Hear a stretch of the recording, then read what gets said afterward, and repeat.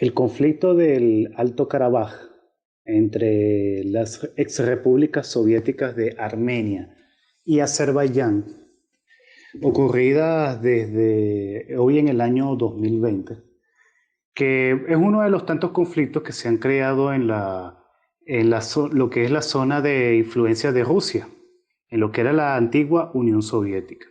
Y esto es sumado junto a los conflictos de Osetia del Sur, Abjasia, que son territorios que se independizaron de otra exrepública soviética como Georgia, los conflictos de Ucrania entre el gobierno ucraniano y los sectores de habla rusa del oriente de este país. Otros conflictos como el de Transnistria, ubicado entre Ucrania y Moldavia, el conflicto de Chechenia. Todo este grupo de conflictos son consecuencias en este caso, los choques entre diversos pueblos que tienen diferencias entre sí desde el punto de vista lingüístico y religioso, y hasta los mismos orígenes culturales. Por ejemplo, al nombrar la región del Cáucaso, que es a lo que nos vamos a concentrar en lo que es el conflicto entre Azerbaiyán y Armenia. ¿Cuál es el origen de esta situación?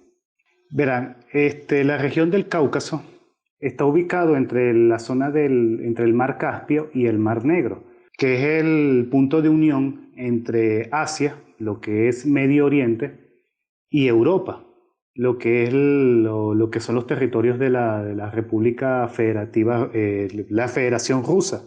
Y este territorio tiene la particularidad de que habitan muchos pueblos que tienen lenguas diferentes y religiones distintas, a pesar de que hay puntos en común. Por ejemplo, hay población musulmana, que están los azeríes, los chechenos. Hay pueblos que son cristianos, por ejemplo, los armenios y los georgianos. Ahora, ¿qué es lo que inició este conflicto? ¿Cuál fue el origen? Verán, estos pueblos no entraron en conflicto más bien en un tiempo reciente, que fue desde la década de 1920, cuando se crea la Unión Soviética. Pero hay una raíz que fue la Primera Guerra Mundial. Cuando estalla este conflicto bélico en 1914, uno de sus principales antagonistas fueron el Imperio Ruso, que ya tenía control sobre la región del Cáucaso y tenían como súbditos tanto a los georgianos, a los armenios y a los azerbaiyanos, y el Imperio Otomano. Tanto el Imperio Ruso era aliado de Gran Bretaña, Francia, como parte de la alianza de la Triple Entente, mientras que Turquía era aliado del Imperio Alemán, el Imperio Austrohúngaro, Bulgaria, como parte de la Triple Alianza. Entonces, uno de estos frentes de este conflicto fue en la región del Cáucaso. Cuando Rusia termina retirándose del conflicto a raíz de la Revolución de Octubre de 1917 y estalla una guerra civil entre el Ejército Rojo y el Ejército Blanco. A raíz de ese vacío de poder, al caer el zarismo, los pueblos caucásicos aprovechan de proclamar su independencia.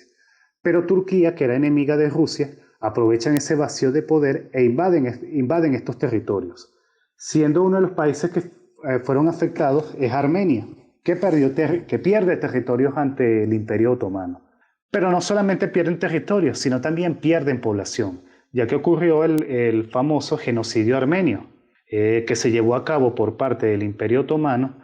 Fue a raíz de la desconfianza que tenía el gobierno turco con respecto a la población armenia, por el hecho de ser cristianos. Pero no el cristianismo como se conoce aquí en América Latina, en Occidente, no, sino que los armenios son seguidores de su propia corriente de cristianismo y es uno de los países cristianos más antiguos del planeta y que fueron el primer estado cristiano, inclusive antes de la oficialización del cristianismo en el Imperio Romano durante el reinado de Constantino el Grande.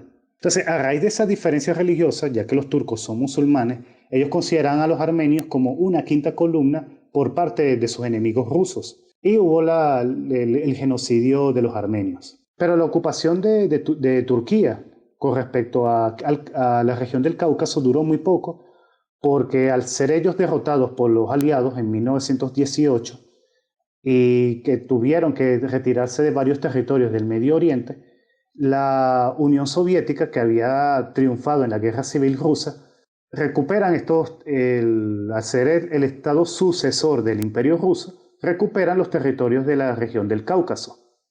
La nueva administración, ya durante el gobierno de Stalin en 1922, para tener control sobre estos territorios, decide aplicar una política de cambio de población. Y el Cáucaso no fue la única región donde hizo estos movimientos de población. Así lo hicieron con los tártaros de Crimea, en lo que era Ucrania, que los envían hacia Siberia, los alemanes del Volga, que también son enviados a Siberia, los kazajos en Asia Central, sino también en la región del Cáucaso. Por ejemplo, envían que es el territorio de Nagorno-Karabaj, que es el punto central de este tema. ¿Qué pasó aquí? Que Nagorno-Karabaj era originalmente, lo habitaban, había población azerí, en su mayoría, y estaba integrada dentro de lo que era el territorio de Azerbaiyán, que dentro de los estados caucásicos es el más reciente, es el estado más joven comparativamente con Georgia y Armenia, que anteriormente eran reinos medievales. Y uno se pregunta, ¿de dónde vienen los azerbaiyanos? Los azeríes son un pueblo de origen túrquico. Ellos están muy relacionados con la etnia turca. Son un pueblo de religión musulmana chiita y están muy relacionados con los persas, que son el grupo étnico principal de Irán. Pero están relacionados desde el punto de vista religioso, ya que son musulmanes chiitas. Además, tanto Irán como Azerbaiyán son los únicos estados musulmanes que tienen como religión oficial el chiismo, su doctrina religiosa, corrijo.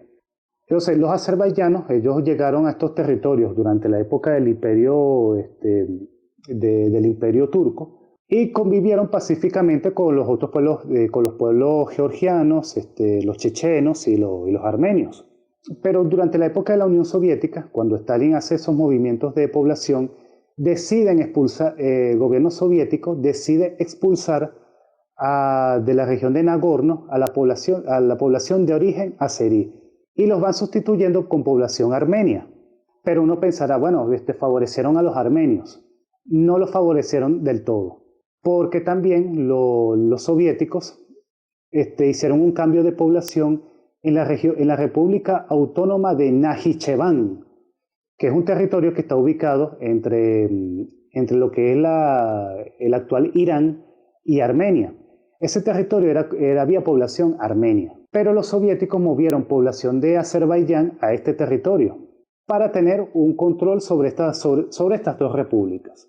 Entonces eso trajo como consecuencia que se estableciera un enclave armenio dentro de Azerbaiyán, lo que es la región de Nagorno, y en la región de Najicheván quedó como un enclave azerí dentro del territorio armenio. Después de eso, a lo largo durante toda la época soviética, no hubo ningún acontecimiento de mayor relevancia. Ocurrió la Segunda Guerra Mundial, donde los alemanes, como parte de la Operación Barbarroja, que era la invasión de la Unión Soviética en junio del 41, ellos trataron de reclutar a las poblaciones caucásicas para que se levantaran en contra de los soviéticos. Este plan no se llevó a cabo porque el punto máximo donde llegaron los alemanes fue en Stalingrado, en las puertas del Cáucaso. Así que no ocurrió ningún movimiento geopolítico de importancia en esta región. Después, al finalizar la década de los 80, como parte de la política de la perestroika y la glasnost, llevada a cabo por el entonces presidente de la Unión Soviética, Mikhail Gorbachev, se le comenzó a dar autonomía a estas exrepúblicas soviéticas, a los ucranianos, a los kazajos, a los armenios y georgianos. Y empezaron a surgir movimientos nacionalistas, igualmente en los países de la región del Báltico, por ejemplo Estonia, Letonia, Lituania. Pero al surgir estos movimientos nacionalistas, se arrastró una consecuencia que eran los cambios de población de forma artificial. ¿Y qué fue eso? Bueno, que surgieron los enclaves en territorios que no de la otra población. Por ejemplo, como les nombré, Najicheván, Nagorno. A surgir estos movimientos independentistas comenzaron los conflictos entre los vecinos de una población con respecto a otra, que era de la etnia contraria, y empezaron los choques. Que este territorio había población asentada durante décadas, mientras que el otro grupo lo reivindicaba que era parte de sus territorios históricos. Y eso sumado a las diferencias religiosas entre los musulmanes azerbaiyanos y los cristianos armenios. Y comienza ese conflicto en 1988, que trató de reprimirlo el gobierno soviético, pero ya la situación era insostenible. En 1991 ocurre el intento de golpe de Estado en contra de Gorbachev, y es donde cuando se anula ese golpe de Estado, es que sube al poder Boris Yeltsin, que se proclama como el primer presidente de la Federación Rusa. Y trajo como consecuencia que por ejemplo, en la región del Cáucaso, Georgia, Azerbaiyán y Armenia, proclamen su independencia de forma unilateral, y hubo el reconocimiento por parte de la comunidad internacional dirigida por Estados Unidos, a través de la OTAN, donde les da su reconocimiento internacional. Y como consecuencia de ello, el gobierno ruso también les concede el reconocimiento internacional. Pero en lugar de traer una estabilidad de que, bueno, está bien, se les concede la independencia, van a buscar solucionar por sí solos sus diferencias territoriales, definir sus fronteras, las consecuencias fueron de que al estar libres, independientes, podían llevar a cabo sus propias políticas de acuerdo a sus intereses nacionales. Y que ni más bien no fueron de forma pacífica, como el tema que les estoy tratando. Por ejemplo, en la región de Nagorno se proclaman independientes la población armenia, y trae como consecuencia que el gobierno de Azerbaiyán los declarara como población rebelde, y tratan de recuperar ese territorio ya que lo consideran como parte de su zona histórica.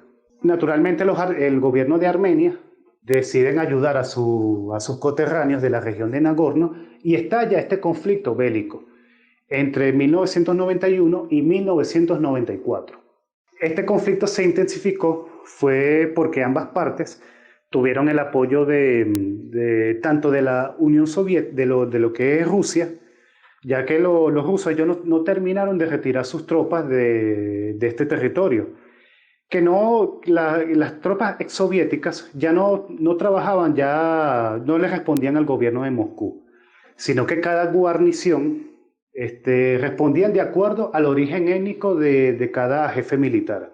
Por eso muchos tanto soldados armenios como azerbaiyanos que servían pues, en el ejército soviético, terminaron yéndose con sus propios coterráneos. Hubo esa disgregación por parte de las tropas soviéticas estacionadas en la zona, mientras que los rusos, que culturalmente eran más cercanos desde el punto de vista cultural a los armenios, tomaron partido por parte del lado de Armenia, mientras que Azerbaiyán tuvo el apoyo tanto de Arabia Saudita, Turquía y la República Islámica de Irán. Que en paralelo, eso ocurrió simultáneamente, de forma paralela, el conflicto de las exrepúblicas yugoslavas, donde una de las partes en conflicto, que eran los bosnios, también musulmanes, tuvieron el apoyo tanto de Irán como de Arabia Saudita, como parte de ese plan de la OTAN de desestabilizar la zona de influencia de Rusia. Igualmente ocurrió el conflicto de Nagorno, que los Estados Unidos, junto con el Estado de Israel, apoyaron al bando de Azerbaiyán. Se enviaron mercenarios, tanto de origen saudita, también chechenos, afganos, en este caso los talibanes, para apoyar a sus hermanos musulmanes, que eran los azerbaiyanos. Igualmente Turquía, por medio de la Hermandad Musulmana. Cuando termina este conflicto en 1994 fue mediante un alto al fuego, el mismo desgaste de la guerra, pero desde el punto de vista militar la ganan los armenios, que no solamente conservan Nagorno, sino que se apoderan de una zona llamada el Corredor de Lachin, que sirve como conexión terrestre entre la República de Armenia y Nagorno-Karabaj. Pero se mantuvo este cese al fuego desde 1994 hasta el año 2016, que se vuelve a reactivar este conflicto, pero que no trascendió, sino que los azerbaiyanos recuperaron algunas zonas de la región del Corredor de Lachin, hasta el año 2020, que se vuelve a intensificar se está llegando a un nivel como el de 1994. Pero uno se preguntará, ¿por qué se activó este conflicto? Hay que buscar una razón, y es en Siria. Y uno se preguntará, bueno, ¿qué tiene que ver Siria con Azerbaiyán, Armenia? Porque hay un país que ya lo mencioné al principio de este tema, que es Turquía, heredera del Imperio Otomano, que era una de las partes del conflicto sirio, que estuvieron apoyando a grupos terroristas que trataban de derrocar al gobierno del presidente sirio Bashar al-Assad, que al tener el apoyo de la Federación Rusa, que no hubo forma de derrocarlo, ¿qué tenía que hacer Turquía? Tenía que colocar a sus mercenarios, emplearlos en otra zona de conflicto. ¿Y qué otra zona de interés ellos podían actuar? Porque no solamente era en Siria, sino también en Libia, que el actual gobierno de Trípoli, que es una ciudad-estado controlado por Al-Qaeda, tiene el apoyo de Turquía. Entonces ahí enviaron mercenarios, pero también tenían que activar otra zona de conflicto para mantener su zona de influencia, ya que ellos también tienen su propia industria militar con el apoyo que ellos la habían desarrollado con el apoyo de la OTAN desde la década de los 80. Entonces, ¿qué otra zona podían emplearlo?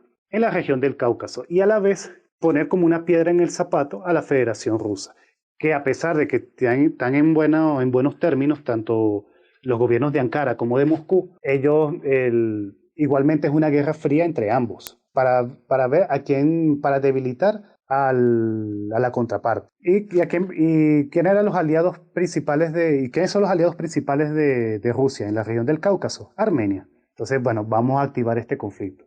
Y es cuando envían esto a los mercenarios del llamado Ejército Libre de Siria para atacar la región de Nagorno. Una particularidad de este conflicto es el uso de los drones y otras innovaciones en cuanto a la eliminación de los sistemas antiaéreos de los armenios. Está la venta de armas por parte tanto de Turquía, Israel, que son los que están apoyando a Azerbaiyán, también el envío de mercenarios, y es una ventaja que tiene Azerbaiyán, que es la industria petrolera, ya que ellos tienen reservas petrolíferas en la costa del Mar Caspio, y que eso les da una ventaja sobre Armenia. Armenia es un país que no tiene acceso al mar.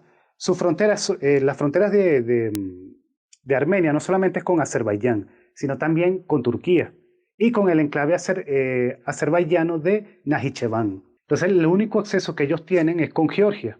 No hay conflicto entre los armenios y los georgianos. Son muy cercanos desde el punto de vista cultural y religioso. Pero Georgia tiene buenas relaciones con Turquía. Y los georgianos no son amigos de los rusos. La situación allá en el Cáucaso es muy compleja. Hay una maraña de alianzas, enemigos en común y amigos en común, como ocurre en el Medio Oriente a lo largo de su historia. Los conflictos entre los mismos gobiernos árabes desde el fin de la Segunda Guerra Mundial hasta la actualidad. Y hablando de Medio Oriente, una de las principales potencias de esta zona, junto con Turquía, es la República Islámica de Irán. Cuando les mencioné que los iraníes apoyaron a Azerbaiyán en la guerra de 1994, bueno, ahora la posición de los iraníes es de apoyo a los armenios. Pero es porque ellos tienen también una guerra fría con Turquía, que si bien tienen buenas relaciones desde el punto de vista comercial, tienen sus respectivas embajadas, pero siguen manteniendo esa rivalidad histórica que no es de ahorita del siglo XX, sino de mucho atrás, desde los años 1300, durante la época de los imperios islámicos, el imperio safávida, lo que es la actual Irán, el imperio selyúcida, lo que es la actual Turquía.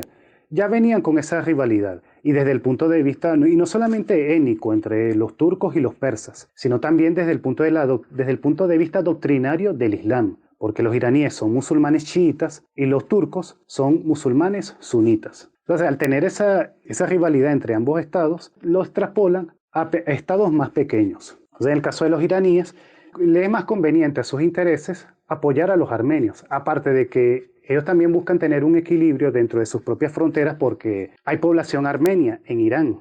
Y aparte que Armenia es uno de los estados, es uno de las nacionalidades que tienen una diáspora a lo largo del planeta, en Estados Unidos, en Rusia, en Canadá, en Australia, y es una diáspora muy influyente desde el punto de vista económico. Y por eso se ha tomado mucho en cuenta lo este conflicto desde el punto de vista mediático, ya que muchas personalidades dentro de la comunidad armenio-estadounidense han hecho sus denuncias en contra de la agresividad por parte del Estado turco por medio de Azerbaiyán, que eso es lo que se está manejando ahorita en los medios de comunicación. Entonces, volviendo al tema de Irán, ellos están apoyando en los últimos años a los armenios, a pesar de que mantienen buenas relaciones con Azerbaiyán, porque también en Irán hay población de origen azerí, y también los iraníes no les conviene echarse de enemigos a este grupo étnico. Entonces, y su posición actual